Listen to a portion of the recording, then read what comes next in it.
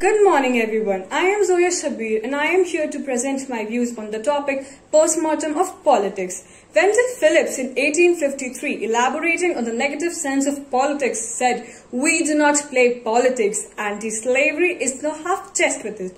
In the 20th century, politics was characterized by an ideological divide between the left and the right, in largely economic terms. While the former favored socio-economic equality, the latter was more about individual freedom.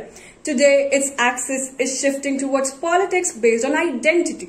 Identity is linked to emotions of anger, pride, and resentment based on the recognition that one receives. This demand for dignity motivates populist voters in Hungary and Poland who feel that the nation's identity is under threat due to immigration and liberal social values as much as it motivated the supporters of Brexit in Britain and of Donald Trump in the US. It also characterizes the Hindu nationalist supporters of Narendra Modi who want to base India's nation identity on Hinduism.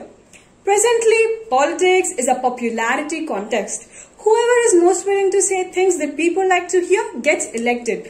Candidates resort to populism by focusing on immediate satisfaction of whims and wishes rather than long-term improvements. Most Indian politicians remain inaccessible and remote until before elections, where they emerge like Aladdin's jinn, stringing false promises only to forget about it the moment they are elected.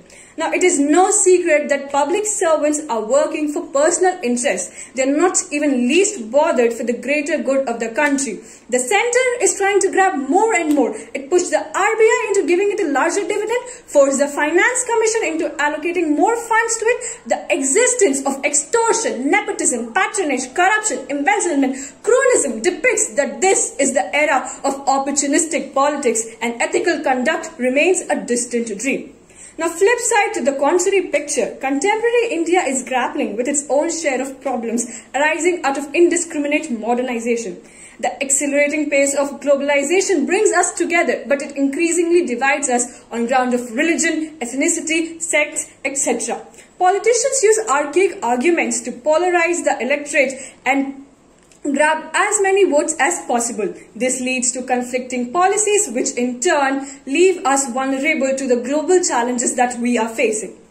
This is further accompanied with a lack of national consciousness and good leadership, growing regional chauvinism, and greater intrusion of media into public and private life. Xenophobic leaders expose the contingent code of the so-called advanced democracy. The absolute certainty that the state knows best and individuals who try to question it are traitors has led to crackdown of dissent in Kashmir, on university campuses, in Dalit villages. Rights activists who defend victims of such violation are often slapped with charges and put behind bars. Now, it will be unfair to not discuss the constructive side of present politics. Since the population is better educated than decades before, people are more inclined to think and not to simply defer to traditional sources of authority. There is much more transparency in the working of social institutions.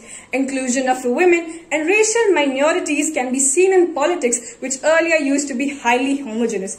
At last, but not the least, I would like to say that the danger of free and fair politics emanates from the root cause of the problem, and that is the involvement of semi-minimal educated people and criminal in active politics. There is an urgent need for all parties to establish a minimum standard of control to be followed in public life. It is imperative that each party has its own checks and balances. Thank you.